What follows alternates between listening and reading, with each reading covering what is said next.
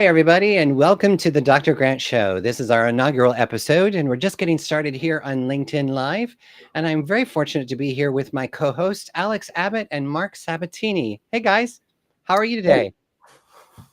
doing good, Grant. A little under the weather here.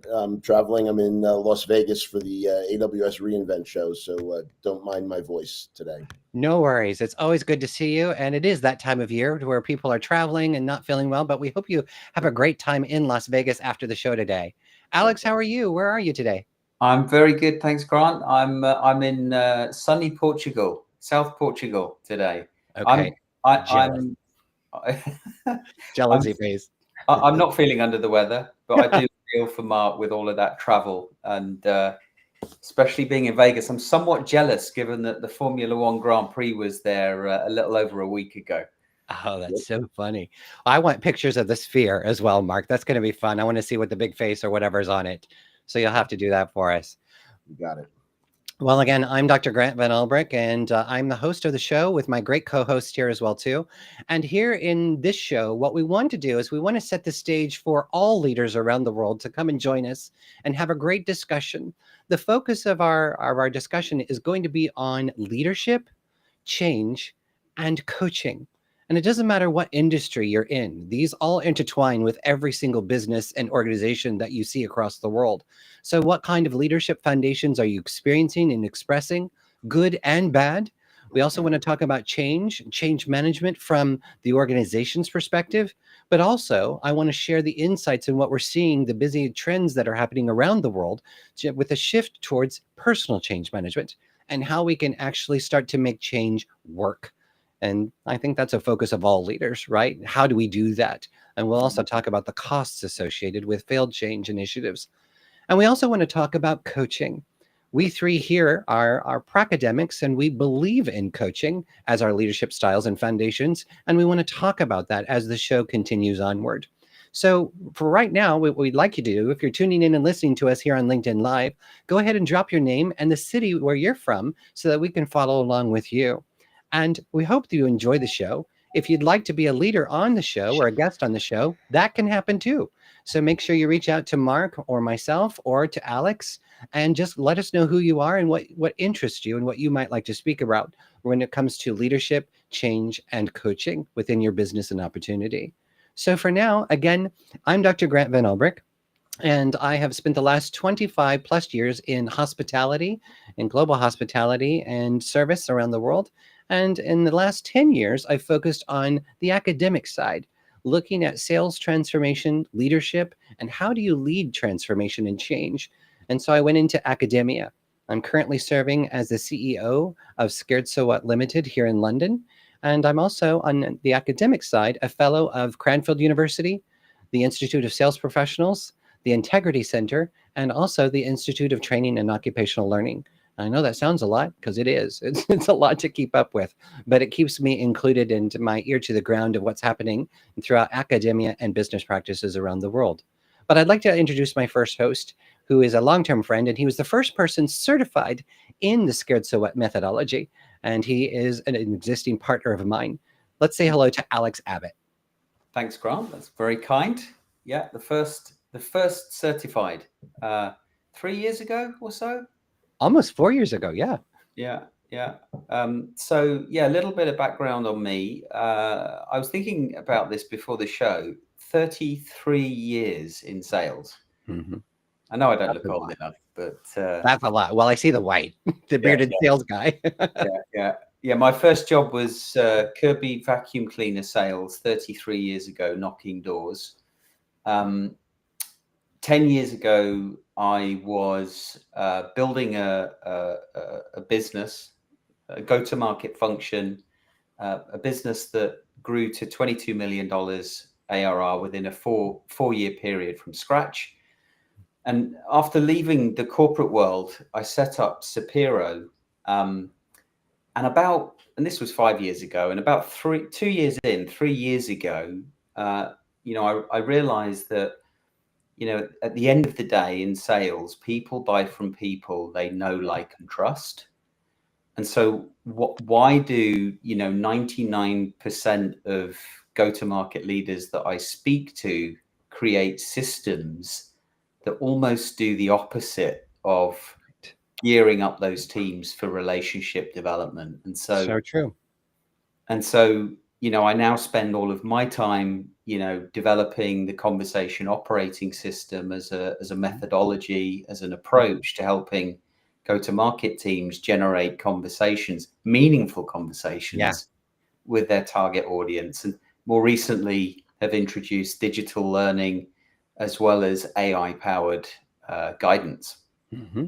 Yeah. Well, you know what? And you and I knew there was a reason why we identified so long ago. Actually, my first vacuum cleaner I bought from a door-to-door salesman, and it was a Kirby, and it was in Excellent. Cleveland, Ohio. So, damn good vacuum cleaner. It's just amazing to use. And wouldn't you know it, you would be one who have sold it as well too.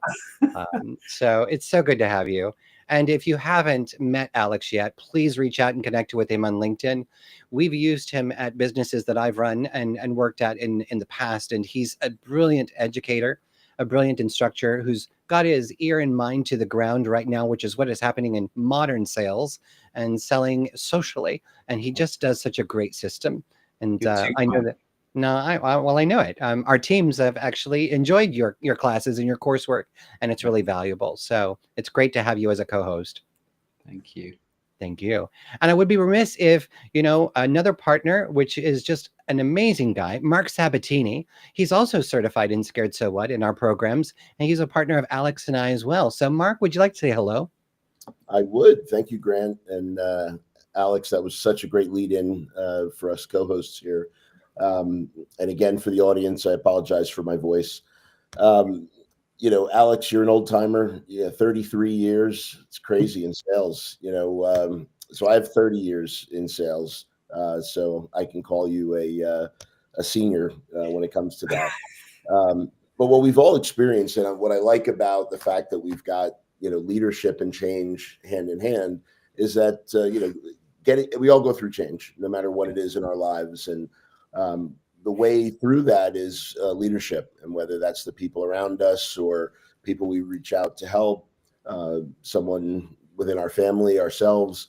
But more importantly, what I'll get to talk about a little bit later is really just having a structured process in place that puts the guardrails up, because change could just take you out into all different places. And why I bring that up, my background story that I wanted to let the audience know about today, the leadership that really formed my approach to leadership was back when I was, 15 years old and joined the local volunteer fire department. And then, at 16, I became an emergency medical technician in my hometown on the volunteer ambulance corps.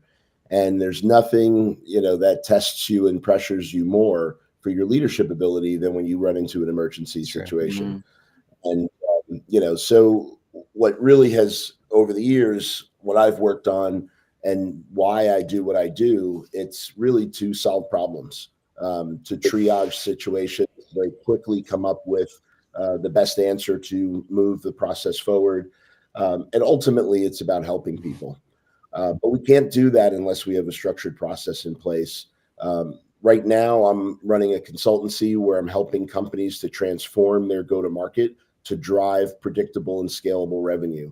And most of the problems businesses are having today in driving incremental revenue to really go back to the foundation of their go-to-market. So that's the area that I've been focused on and what I'm doing today to help companies deal with change and also help them lead through this next generation that's upon us with AI coming into everything that we do. It's such a great skill sets that you hold. I can identify so well what you've said. When we have situations of emergencies that happen, that's where leadership truly becomes vulnerable, and where we can really see who you are and how you're leading within instances of change. And that's why here on this show, we wanted to talk about these three areas. And thanks, Marc, and thanks, Alex, for coming along and agreeing to be our co-host on this show. We'll have, hopefully, many more episodes that'll come through. We'd like to invite members and leaders from various organizations around the world to tune in, reach out to us, and join in on the show, and be a guest of our show so that we can bring real-life scenarios to the table and have great discussions. So again, the intersecting conversations we want to talk about are about leadership, good, bad, the ugly, everything in between. And why is that important to me? For me and to my friends here, the reason it's so important is through my research in academia. In my PhD, I looked at the foundations of leadership. And what we see so much taught throughout organizations and training systems today is the archetypes, and that's the structures. Do you want to be a relational leader? Do you want to be an emotional leader? What type of a leader do you want to be? But rarely do we talk about the foundations of leadership. And these are the principles that we should see and have in every single organization. And what are those? Those are transactional and transformational. And what are the tools that allow us to become transformational? And what we'll talk about as we go on through the show and through the series, transactional leadership is 76% of your life spent. Why? Because it's easy. It's about you. When you get up in the morning, when you put on your clothes, when you decide what to eat, when you go to work, everything that you start out your day is about you. And so when people come and interrupt your day, it's so easy for you to just tell them what to do. And that is transactional leadership. It's a foundation of tell. But what happens when you practice that way? Well, you're losing out on ideation, you lose out on followership, and you actually, if you remain in transactional leadership, you're setting the stage for high attrition. And that's not where we want to be. So we want to talk about the foundations of leadership. We also want to talk about change. And Mark and Alex and I, we all know that change impacts every single business, every single operation, and every single person in the world. So we want to talk about that. We want to expose the high costs of change failure within organizations because people are not speaking about that. If you're a CFO, you should be calculating these costs. You should be looking at engagement and failed change initiatives so that we can measure them and understand how to make them more successful. And if you're a CEO, you yourself should know how do you lead effective change? And also, what does transformation look like within your organization? Because if you don't have those skill sets, how are you expected to lead them? Right? And we need to talk about that. And in this show, we want to be vulnerable. We want to be real. And we want to have real conversations of how we can grow ourselves and our friends and colleagues around the world. And I think one last final thing that really across everything we're trying to do here is a society of coaching, organizations that facilitate coaching and understand traditional business coaching versus sports related coaching. One is about telling, the other one is about creating ideation and space to think. And so these are the three areas that we really want to weave into our discussions throughout each show. And hopefully this is of interest to you. And so what I'd like you to do is just to think about which pillar that I've mentioned to you is the strongest and which one is the weakest within your organization. And if you'd like to drop it into the chat, feel free to do it. And we'll hopefully try to address that for you and have a conversation about that. So on yeah, that Yeah. note, Yeah. let me just give a shout out to Eric Benedict Oh, thank you. from Miami. I don't know if you know Eric. I know Eric very well. It's great to see you, Eric. Thanks for joining with us. He's dropped into the comments. Yeah. Oh, he's amazing. He works together. Let's give a shout out because we can to Shannon McKee, and I know you know her as well too. Yeah. Shannon is the president of Access Cruise, and Eric is one of her senior leaders there as well too. Brilliant people. They're leading in all things cruise and hospitality from America and around the world. And they're also certified in Scared So What. And I believe they just went through your course. Is that right, Alex? Yeah, Shannon did. Yeah. Wonderful. Eric didn't, but Shannon did. And thank you very much for bringing us together. I think we can do some great things. Absolutely. And if Shannon did, I'm sure that Eric will hear about it. So, let's go ahead and get our conversation started for today. I think Mark's going to lead us and give us a spotlight on predictable go-to-market and what that means. Marc, would you like to give us an intro into that? Absolutely. I'm going to jump in, and we are still a little bit ahead of time here, Grant. If I could just pause us for a second, go back for the audience, and just leave them with one more time back through those three pillars. And, maybe you give an example of, strongest weakness and just an example, because maybe it'll prompt some thinking from the audience to put their thoughts Absolutely. together. Yeah. So the three pillars again are leadership, change, and coaching. And I can show you with some of the businesses that I've worked in here recently across the UK, I have found that many businesses are actually weakest in change. And why is that? Because change management, and this is what my research is all upon, my master's and my doctoral research, change and leadership, is to focus on, you have to understand, it's been 100 years of organizational change management.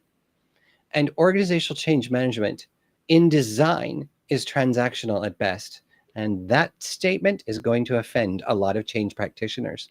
But what I've also found is that the highest resistance I receive in this work is from certified change management practitioners. And why is that? It's not because what they're doing is wrong. It's not because organizational change management is wrong. The reason it has such high failure rates is because we fail to include you, the individual. And so this is where change management, while valuable, extremely valuable and extremely necessary, is highly exposed and highly vulnerable because you as people, and until I spoke with you, Mark, and you, Alex, we're all in the same page. Whenever I speak with people, I ask them, have you ever been taught how to manage change for yourself? And the answers are, what? What was it before I met you, Alex and Mark? Yeah, no. No, right? And you guys are 30 Yeah. plus year leaders in business and organizations. You were going to say, Alex? Well, we sort of we learn the hard way. Yeah. We're taught by those that also haven't been formally trained on personal change, and so a phrase that not constantly, but often rings through my mind when I think about those times is you're either on the bus or off the bus. Yeah. Right. Well, and how many leaders have we experienced in our lives? This is why we talk about leadership as well, too. And for the audience listening, how many leaders have you had that you absolutely would never follow? Right? Yeah. I mean, how many leaders have you ever had that you thought, that's how I would never do it? Right? Yeah. We have a lot of lessons learned on how to not lead, but we have very few lessons learned on how we should be leading, and especially when it comes to change management. As you rightfully said, and as we've shared, none of us had been taught in school, in church or religious settings, in familial settings, or at work how to manage change for ourselves. So there's a reason why the cost of failed change in the UK is 340 billion. So it's a big opportunity for us to talk about. Yeah, certainly. And Alex touched on a good point, as well as you did, Grant, about leadership, right? It's up to our leaders to do the coaching. And if the leaders don't know how to deal with change, how are they going to coach their team through that change that they're experience at that time? So, it goes hand in hand. That's why I really like the 3 pillars and why I wanted to make sure that we came back to this. But certainly, if you have a weak leader, you really start to wonder, where's the next break in the chain going to come from. The same thing can happen if you have a very strong leader, but nobody really doing any coaching and understanding, where the next step is for the individual, where the next step is for the business. So it's interesting how those impact each other. Well, let's ask you, Mark and Alex, for yourselves. What is a great experience in your industry? What you've experienced over for leadership change and or coaching? Strongest or weakest? I'll let you go first, Alex. You're the senior seller here. My own personal experience, or my experience of a leader. Well, what have you experienced that's really resonated to you in your business practice? Yeah. Well, let me draw upon an example that I have of a good leader in my career, because I can't say whether or not they were formally trained on personal change. Well, I probably can, actually, because you developed the world's first personal change model, so I know he hasn't been formally trained. But he, very much a leader that I admire and respect, and has been a mentor to me. And so, there were so many qualities, and there was a focus on change management as a process, And so I felt confident in, going through that change with him and the team, or climbing the mountain. Yeah. Is another analogy that I often like to use. But then there are, that's probably the only one, right? There are other leaders that I've worked with over the years that, perhaps don't have the same level of gravitas. I don't have the same level of confidence in, and therefore I'm questioning lots of other things. Yeah. So true. you're either on your own, Mm-hmm. or you're not getting the clarity that you need, whether that be the clarity of communication, the clarity of leading by example. Mm-hmm. And therefore it's easy to feel alone. Yeah. I guess I've got the advantage of having so many years of sales experience, Mark, as you've quite rightly pointed out. No, we sort of build this resilience, don't we, in sales, and we learn how to deal with change Mm-hmm. The hard way. The hard way, and that's so, and it doesn't need to be that way. That's why I created Scared So What initially for my sales teams. So I did the research in a sales master's program for salespeople, because you think about the role of a salesperson. They have constant pressures that come from the leadership, the targets, hit these KPIs, hit, you have leaders that will constantly say, hit your numbers. And it absolutely just drove me insane, because you're really just showing you don't understand how sales works if that's what your main focus is, just hit your numbers. But yet you also have the customer, the modern customer today, who almost always has an upper hand with technology, with AI, with different types of tools and systems to see and learn the products and services that we offer. Most oftentimes, our consumers know more than we do as a salespeople about many of our products and services. And so you have the salesperson who's caught in that ping pong back and forth between the company and the organization and the sales customers. That point you make there was a big driver for me, a big personal driver for me. In developing the conversation operating system, because having been through burnout multiple times myself over the years, and feeling depression, at least a bout of depression at least once in that time, I always felt there was a better way. And there's a guy called Jeff Risley, who was the founder of the Sales Health Alliance. Would annually do research on the state of health in sales. And consistently over several years, he was seeing that the state of health was getting worse for salespeople and customer success folks. It's not just salespeople, because of those pressures. It's as high as, I think the last report he did, 75% of salespeople and customer success folks were feeling unhealthy, high levels of stress, and poor mental health. And so, I always felt that there's a better way. We're measuring the wrong things. We need to be doing things differently in order to empower people to develop conversations and relationships that will ultimately lead to what the business wants, which is pipeline and revenue. Yeah, absolutely. There's always been that disconnect. Marc? So it sounds like we have a guest that we should be bringing on then, Alex. The gentleman that you're talking about. Good. Should be putting out a note. An open invitation, right?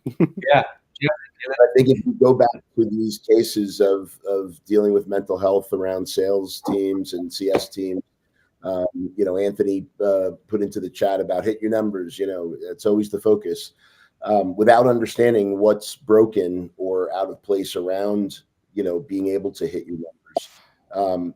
It really comes down to three pillars: leadership, change, and coaching. Because if you have a poor leader, it's going to drive the challenge of being able to have good mental health in your organization.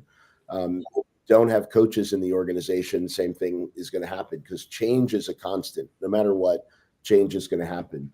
So we need to enforce that. So I'm glad we're talking about that today. And it's a good segue into my section about predictable go-to-market. And we'll start with the number one piece of, what's the CEO's responsibility in any company? The number one responsibility is to lead, right? So leadership is on the forefront. We could start and finish evaluating CEOs based on that characteristic in and of itself.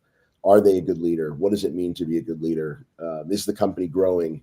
Comes back to leadership. And when we then step down to coaching, one of the topics that I'd like to put on one of our next conversations: do we have fewer coaches today, fewer mentor-mentee relationships in the work environment because of the work from home lifestyle that we're all in now after 5 or 6 years post-COVID? You think back to who your coaches are, right? I can immediately think of 5 people who completely transformed, my career in enterprise selling, over the last 30 years. And there are components of who I am in that makeup from each one of them. But honestly, it's, mentors don't go out and pick a mentee just because they picked a name out of a hat. They watch them in their interactions. They want to know that they're a life learner. When I coach this person, will they learn? Do they want to learn more?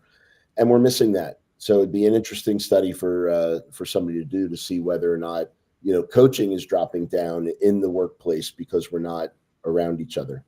But it really is about the go-to-market in a business. And the CEO owns go-to-market. The CEO understands and crafts the framework of go-to-market, but then it's the rest of the team across the organization that brings that go-to-market together.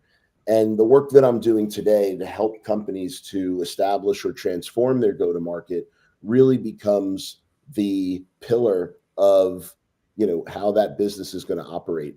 When we look at companies today where change is constantly hitting them, if they don't have a structure in place, who are they selling to, right? That's a key piece. How are they taking care of their customers and looking at their customers, and how change impacts and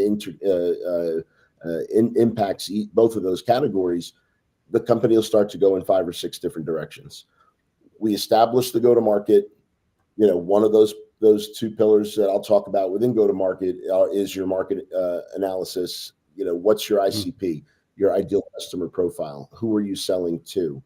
And everybody in an outward or an inbound sales motion needs to realize that's who they're selling to. And if somebody's outside of that ICP, we need to recognize that. When you start to collect data, each one of these steps involves measurement, right? How am I collecting information about the progress that we're having across go-to-market? Is it working? Is it not working? I mentioned, are we going after the right prospects? The other piece of it is we've sold to customers based on a value proposition. If you buy X, your ROI will be Y, right? That's your value proposition. From the day that customer signs on the bottom line, the customer success team that Alex mentioned before should be focused on a line of communication with that customer about customer time to value. Because if we focus on that and hit those metrics, we'll have a happy customer if we stay in those guardrails. So when you think about the operation of a business, go-to-market becomes those guardrails across each component of the business. And if we coach everybody in the team on how to work through the process that we have in place, we won't have people that are confused about what's the next thing to do. Their competency level will be much higher, right? We've heard people in startups saying they're going to hire a force multiplier, somebody who could come in and do many jobs. If the rest of the team is lower on their competency level because they're not learning or because they're not being coached around a focused process for the business, those force multipliers are spending their time backfilling those gaps, which also then causes more change because that force multiplier isn't able to do what they were supposed to do. So if we just look at those 2 components within go-to-market, the business now has a stable process to say, these are the people we're selling to. This is how we manage customer time to value. These are 2 very important components to the most important health metric of a business, which is Yeah. revenue. And when revenue is where it's supposed to be and revenue is increasing, the health of the business and the health of the people is much better. We have more time, we have more people, we can do more things. If revenue is not hitting the numbers, what happens? Leadership makes cuts, right? And cuts leads to more change. There's change that happens to you, there's change that you're making, right? And if you're going to cut people because of that, that's going to cause more change. Ultimately, where I'm going with this is that if companies focus on making sure they have a strong go-to-market in place for their business, for their product, that becomes the guardrails for everybody in the organization to follow. And if we're all doing the same thing and we're collecting evidence and data, facts and evidence about the progress we're making, we can make an educated decision. Is there change that's needed in the go-to-market? And make that change at a time where everybody is coached on how do we make that change. And the leader, the CEO, then is the one out front explaining why the changes need to be made. And it's clear to everybody because everybody has seen the numbers. Everybody is seeing how the messaging is working, how the sales are going to different markets that are being measured. So it's clarity. But back to the leadership piece and coaching, I think some of the people that we're talking about and referencing without throwing their names out here, what are they bringing to the table? They're bringing experience and they're bringing insight, right? That's what makes a great leader, right? If we have that, I think it's hard to be a good mentor if you don't have experience or insight. So predictable go-to-market establishes the foundation for the business. And as times change, as external forces change, internal forces change, if your go-to-market is established, you can make the changes to the go-to-market and mark your next phase of growth based on the changes that you've made. So you have to start there. Otherwise, the business is going in whatever direction anybody wants to take it. Great insights. Thank you, Marc, for sharing all of that. And I think you've just given us so much that we can unpack over a course of a few sessions here together as well, too. Right off the bat, from mind, I would love to dive deeper into coaching and, what style of coaching, who are we coaching? What it's happening during the coaching process. Is coaching being prescribed or is coaching being volunteered? Is the recipient willing and wanting the coaching? There's so many elements to be uncovered within that own very small section, and then we have leadership to unpack as well too. So, wow, so much to share within the go-to-market function. So I really thank you for that, and that's your expertise. All right, so Yes. over to Alex. Alex, I think you're going to share and just give us an introduction on the conversation operating session for go-to-market enablement. Is that right? Yeah, but what I thought I would do is just start off with diving into the importance of creating meaningful conversations and why it's so important. Unless you're and we're talking B2B, of course, and unless you're selling a low value self-service type B2B solution, then everything starts with a conversation. Literally everything. You cannot build a relationship without a conversation with someone, whether it's in person or online. You don't develop pipeline, you don't sign renewals, you don't develop relationships, you don't start new partnerships without conversation. Yeah, absolutely. And they're potentially all of the external KPIs or commercial objectives. Internal transformation, it starts with a conversation and communication. And so I think firstly, when I talk to organizations that say they have various problems, whether it's pipeline or revenue, ultimately what they have is a conversation scarcity problem. Yeah. And so the conversation operating system is really designed to, to do two things. Firstly, it's designed to help GTM teams develop or create conversations with their target audience. Mm-hmm. Once they've created those conversations with their target audience, it's then about having meaningful conversations. Yeah.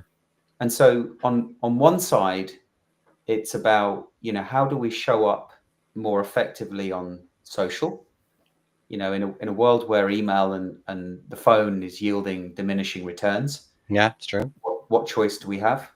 Well, we could spend a lot of money and attend events. We know that's, that creates another challenge, Yeah. rising customer acquisition costs.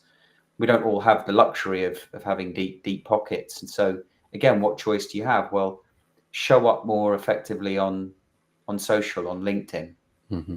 I think for most companies, they make the mistake of taking their existing sales strategy and dropping it on LinkedIn and wondering why they're not able to engage their target Mm-hmm. audience effectively. Or their marketing strategy, right? All of their product and systems, they just dump it. And then Exactly. everybody shares the same thing over and over and over again. Yeah. Sequences Yeah. or automation or corporate content that doesn't engage. Yeah. Yeah. And Alex, I think it's good for not just our audience here, but for any audience to start to put into their mind what is a conversation, right? Because we all have them in our day-to-day life, right? So if I try to do something through an email or through a social channel, and then I read it back to myself, does that sound like a conversation? Would I ever say that Is to it somebody real? if they walked up? Yeah. Or if they bumped into me and I was going to have a conversation, what's Or this? or is it just Chat GPT and you just copy pasted, right? Yeah. Which is not real. That's right. Right.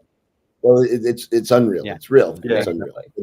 How But anyway, I think Yeah. helping people to visualize the conversation brings us to the next point that I know you're going to talk about, which is building your personal Yeah. brand. Because when we do meet somebody in public and we're going to start a conversation, there's a whole bunch of things about that person that we're already taking in before we ever have a word with them. How they're dressed, how they're acting, where they are. Are they at a trade show booth, or are they at the end of an aisle, or are they at a coffee shop? There's all these different pieces, and that goes to your point about building a personal brand, because that impacts the beginning of the conversation dramatically. Yeah.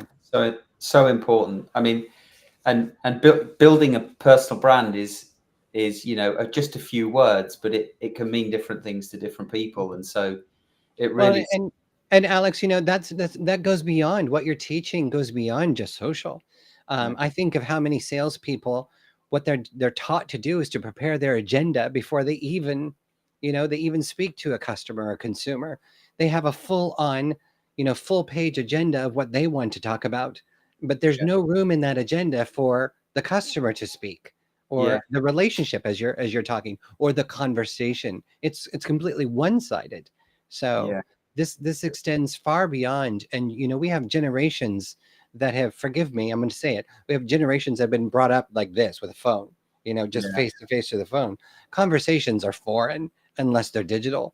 So I think that what you're sharing is so valid for anyone and everybody to start learning. Yeah. That, personal brand, developing your personal brand is really the starting point. I mean, okay, let me just take a step back. If there's one thing you could do before developing your personal brand, that's do what Marc was saying. Identify your ICP, create your target audience, have a very clear idea where you need to be spending your time so that you maximize your return on effort when you do develop your personal brand. Yeah. And then be very clear in your own mind, what are those things that you want to be known for, so that you can appear as buyer-centric as possible. What are those things that align with your core values as an organization, that align with your target audience, so you can be buyer-centric, but also what are the one or two things that are core to yourself as an individual? your own values and beliefs, Yeah. the things that make you the authentic person that you are. Mm-hmm. And it's those things that really create the connection with your buyers on LinkedIn, on social, because people don't believe what you have to say until they feel like they know you, like Well, you, or can trust you. and that's what you're saying, Alex, is you actually want me to show people who I am in conversations. Is that right? Exactly. That's how we build relationships. You might be scared to actually meet me, but there we go. I'm scared, so what? We'll see how that goes. But yeah, you're so right. You see so many salespeople, they'll take the tools from their marketing teams and divisions or their sales supervisors and leaders, and they'll just post that throughout. And if you multiply that times how many sellers are inside the business, you're going to see that repetition so often, but you don't see who the person is. Yeah. And I think what you're trying to tell us is that people buy from people, not from marketing teams and marketing divisions. So we need to find a better way. We do. And then when you get the conversation, you've done the hard bit. Most salespeople, maybe that's too big a statement to make. Some salespeople, at least, they'll go into pitch mode. Yep. Well, yeah. I need to tell this person how great we are. I need to tell them all of the success stories or the relevant success stories that we have, instead of really thinking about how do they build rapport first, and then how do they steer that conversation, or how do they help that individual, understand the value that you might bring them through questioning as opposed to telling. Yeah. Well, and there is some evidence to back that statement up, Alex. Dr. Philip Squire is the CEO of the Consolidate Sales Business School here in London. And his initial doctoral research, he went to businesses around the world to find out what percentage of salespeople are actually effective at their roles.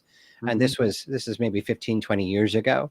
And the global response was less than 10% of people, salespeople, are actually effective at their jobs. Now, he's just redone that survey. And he just had his global sales meeting at the London Stock Exchange last week, and he revealed the evidence of that. We've gotten a little better. It's down to 30%. Less than 30% of salespeople are still effective at their jobs. But that means 70% still are doing exactly what you're saying. They're just telling people what to do. It's transactional at best. How are they measuring that? Do you know? Is it straight for the customer? Yeah, they're asking the voice of the customer. So CEOs, the C-suite, the leadership teams, asking them directly percentages of number of people and how many people call on them, how many salespeople are calling on them, and what percentages of them actually contribute to the success of their business, and what percentages of them don't add any value whatsoever. And that's something we don't take into consideration. If I'm a business selling phones, how many salespeople are calling on me each day, and how many of them are adding value to my business versus they're just taking time away. And Mark, I think you know about this as well. But the point that we're talking about here comes back to change. The world has changed. No more phones, no more emails. Yes, in person is very strong, but it costs a lot of money. So how do we leverage getting out there and the conversation operating system? I encourage everybody who's listening here to go to Alex's site. There's a lot of numbers that are available, facts and evidence that he's been tracking over the last 4+ years on the value of this approach. But more importantly, there are statistics about the number of senior executives that are making their buying decisions about who they're going to talk to before they ever talk to anybody. And if they're looking on social to come up with that, you better be building your personal brand. You better be, focusing your company's message to those personas that are the people that are out there determining who. And no different than go to market. What I'm talking about is a significant amount of change to most organizations. It's organizational change. It's change about how they do the sales, marketing, customer success, and managing the revenue operations of measurement. It's a lot of change.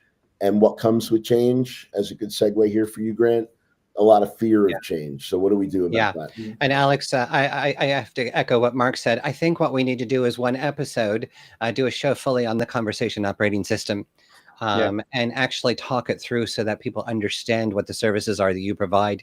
it's so needed and it's so necessary, Yeah. and would you be willing to do that? Absolutely. I'd love to Okay. do that. Very good. Very good. Let me Well, leave you with one yeah, go ahead. question. Go ahead. More for any revenue leaders listening. So if your revenue model depends on people changing how they think or act, then your operating model needs to focus on how you create conversations that make that change possible. Mhm. Think about that from an internal perspective within your organization, but then also think about that from an external perspective, because if you're selling a solution to an organization, then the buyer is also thinking, oh my God, how much change are we going to have to go through to implement this solution Yeah, that's being sold to us? so true. Yeah. So very true. Very good for us to focus on. Mark, you were going to say? No, I was just going to say, I think if we can change to how do we deal with the change and the fear of change, that'd be good timing here as we only have 14 minutes Perfect. left. Thank you for that. We have a lot we can talk about. Yeah. Alex, would you do me a favor and would you put our websites in the chat so that people could follow along at scaredsowhat.com if they wanted to learn about personal change? And also, could you put your website for the conversation operating system so people could learn more information about that? Yeah. Mark, do you have your website up or your LinkedIn? I think we can leave everybody with our LinkedIns. I have just my LinkedIn would be Perfect. good because I have this fear of change about building a website. It's that I gotta coming. It's get myself coming. through. So we do encourage all of you listening to follow along with us. Marc Sabatini is on LinkedIn. I'm Dr. Grant Van Albrecht. I'm on LinkedIn, obviously, and Alex Abbott. But Alex will drop our websites into the chat for you to see as well, too. And, as we're talking about go to market with Marc, and we're talking about sales, and it's, in the changing strategies and the conversation operating systems of where we need to go, there is one thing that really ties all of this together. And as Marc rightfully said, it's change. And so, why did I create Scared So What? Well, let me just tell you. Back in 2018, within my organization, I went into the world's first master's program for sales. And that's here in London with Middlesex University and the Consalia Sales Business School. And we learned all about how to sell in modern times, which is why I met with Alex to bring in and to upskill our sales teams in the modern sales abilities with social and media and the conversation operating system. So we built all of that. But one thing that I had to learn was about change and how do you lead transformation. And this is something I often ask CEOs and chief C-suite personnel. Have you ever been taught how to achieve transformation within business? Most people say no. Have you ever been taught how to manage personal change for yourself? Almost every single person I've met over the last 10 years has said no. And there's the reason why so much change fails. If we're at the C-suite and we don't know how to lead that, what we're doing is we're counting on the 2 people in HR, and I make that up, could be 1, or maybe it's a team of 5. It could be the change management and project management teams, and their responsibility is to take our leadership directives and process the change throughout organizations. Okay? That is transactional at best. There is no way you're including every single employee within the organization. We're not asking them how they feel about it. We're not asking them what ideas they have about it. So when I learned about these organizational change models, it's not that they were bad. It's that there was one thing that was constantly missing, and that is you. So I asked my professors, I said, where's the change model for me as an individual? Can you accept change? Yes. Can you reject change? Yes. Organizational change models don't allow for you to reject, and that is not realistic. Okay. So there's a missing element. And that's why I created Scared So What? It's the world's first bespoke personal change model that allows you to accept change, to reject change, and also to be stuck in the middle with, indifference, which happens so much. So many times we want people to tell us what to do. And that means we haven't done the work ourselves. We haven't reflected on what it means to us. And Scared So What helps you to do just that. So scared is the process about uncovering your feelings. How do you feel about the change? I want you to think about it and reflect on it so that you're not making an assumption, you're making an information-based decision. And then so what? So what can you do about it? What's your strategy? What options can you do? Do you have a way forward? Do you have hope or know how your plan will work? What actions will you take? And finally, how do you take ownership? These are questions every single leader in every business around the world would love to know the answers to. And if you actually teach this to your employees, then you're no longer teaching change resistance. You're teaching change readiness. That is the key to transformation. Okay. And so that's what I have met and partnered with Alex and Marc and aligned with that in transformational leadership, coaching. That's why these three pillars are so important to me, because we can do this better and we can do work and leadership and change in a much better fashion when we start to equip our people for change and we actually start to lead with the values that our people expect of us. And that's the crust of my work. And Marc, I wanted to invite you. Did you have anything to share on what I've shared here today? I mean, personally, it definitely connected with me the day that I was introduced to you by Alex, because I was going through some significant change professionally, change that was being put on me that I didn't feel I was ready for, and I didn't feel our business was ready for it. And I needed to have a path to work through that, to do that critical thinking and go through how to deal with the change. Because otherwise, you tend to, let it pull you back and hold you back because you're indifferent or rejecting the change. I think everybody can relate to that when they've had something that they've rejected. Other people have religion that they go to for critical thinking. Other people have different tools at their disposal. But for me, learning about Scared So What and applying it to myself was a great help. So thank you for that. And I encourage everybody to learn more about what you've I built. appreciate that. And thank you. And Alex, you and I connected initially because you thought that this should be a pillar in your business. Can you tell us a little bit about that? I can. Firstly, let me just say a big shout to David Santanier. So there are some comments that are coming in that aren't feeding through to our restream. Okay. So I'm on the LinkedIn. So hi David, great to see you. And Anthony Greenfield, I know he dropped into the chat, but also thank you, Anthony, for your questions and comments. Very good. I do have a couple of questions for you, Grant. Sure. So, why do so many initiatives fail when they don't consider the individual first? Yeah. And the research shows why so much change fails is because we don't include the individuals. So you have to think about that.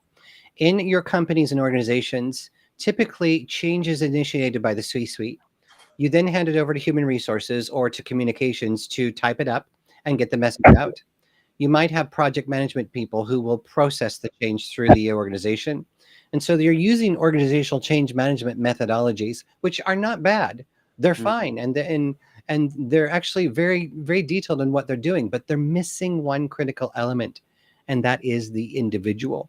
So it's a foundation of transactional leadership. We're telling people, and often you'll hear leaders say, well, let me just explain what's in it for you.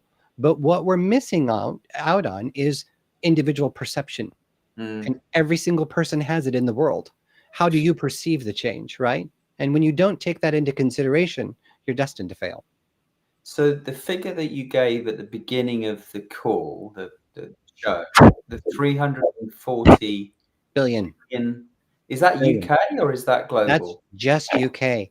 So the research shows us here that 340 billion is the calculated cost of failed change and engagement within organizations. And that is in public and private sectors. And it happens every year. Now that number grows exponentially when you look at digital transformation and the failure rates globally. That number skyrockets to 2.3 trillion. And the author that led that research is an amazing man, Brian Harkin, and he's got a great book out called Digital Transformation to Digital Acceleration using the Galapagos framework. And I actually spoke with him many times, and he had said that, Grant, that number is actually very conservative. By Q1 of 2026, he expects that to be 3 trillion.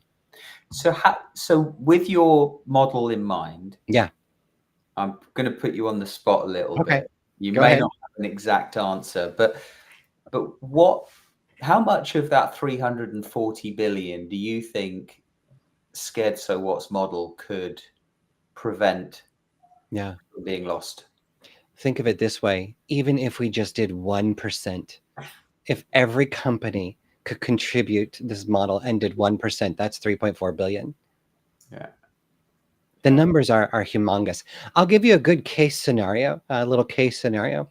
I was working with a global organization here in the UK, which everybody knows. I can't really say their name, but I'm sure you receive your mail somehow from these lovely people, and they're phenomenal. So I'll just leave it there.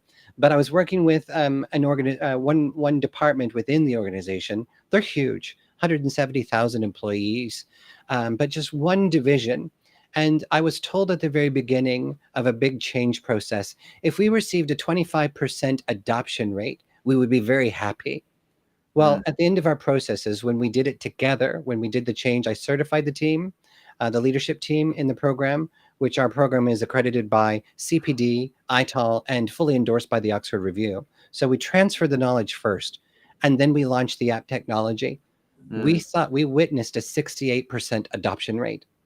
So right out the bat, something that the company, which is over 500 years old, had never experienced. And so you tell me, this is just early days, but it does work. It absolutely works. And if you can just all commit to including the knowledge into our organization about personal change management, because if you do personal change management first as your foundational layer, then you know where everybody stands, which is beautiful. That's inclusion. You know who's for the change and who's not for the change. For those people that are for the change, use them as adopters. For the people who are not for the change, that's where coaching and leadership comes into play. What were they missing? We often find through use of the technology that they didn't have all the information because their perception of what was communicated is flawed, right? So that's how you can bring people back on board. And that's how you reduce the cost of failed change, because those people could turn into attrition. And that is cost of failed change as well, too. If you save just one person that you want to keep on board, then guess what? You're reducing the cost of failed change. Yeah. There's a whole show to be had around how you quantify that, but with 2 minutes. And we can calculate it. If you go on my website, scaredsowhat.com, there is a free calculator. So if you're brave enough as a C-suite leader, you actually could go in and calculate what your cost of failed change is today. And let's definitely have a discussion on that. As we wrap up here in these last couple of minutes, I think anybody can relate to this, just like we talked about what's a poor leader. I think everybody's had their experiences. When you think of a failed organizational change or failed initiative inside any business that you've worked at, was the people not accepting or the people rejecting the change a significant cause of the failure? Yeah. That's really the point. Yeah. So if you can break through that, and that goes to organizational change for go-to-market, that goes for most sales, people don't want to build their personal brand on social. They don't know how to do it. They don't want to do it. They're shot right out. That's one of your biggest hurdles you have to get across. It's all about the fear of change. When we're not talking about the big elephant in the room in the discussions today around the world, AI. How many times have you hear people that are scared of AI? But again, and people are saying it. AI is not going to steal your job. It's the person who learns AI. That's who's going to steal your job. Yeah. Wow. Great. This was a wonderful first episode. Well, guys, I want to thank you so much. It's great to have you both here. Alex, for being my first and my first certified member. Alex, for joining us on the team as well. And Mark coming on certified with our teams as well. To have you both as co-hosts is just amazing. There's so much to share. And so we hope that you find value in this discussion in the Dr. Grant Show, where we talk about Scared So What? We talk about leadership. We talk about coaching. We talk about so many things. We're going to have some great leaders coming up in 2026 to join us. Joshua Smith is the CEO of CRO Connected here in the United Kingdom. And Warren Zenna, I believe, is going to join us. He's the CEO of CRO, what is it? Forgive me. CRO Collective. That's right, in America. Yeah, so two great like-minded leaders that are hitting the same topics from different continents. So I can't wait to have both of them on the show. It's going to be nice to have them. And we hope, if you're curious, if you'd like to be on the show with us, feel free to drop a message to Alex, myself, or Mark, and reach out to us. Let's have a discussion and let's Please. get you on the show. Yeah. Looking forward to the next one. There you go. Yeah. Final words, Alex and Mark. Right on time. Right on time. Sounds great. Well, tune in for more. Follow us all on LinkedIn, and we can't wait to have your comments and continue the discussions. For now, thanks for joining us on the Dr. Grant Show. I'm Dr. Grant. There's Alex and Mark.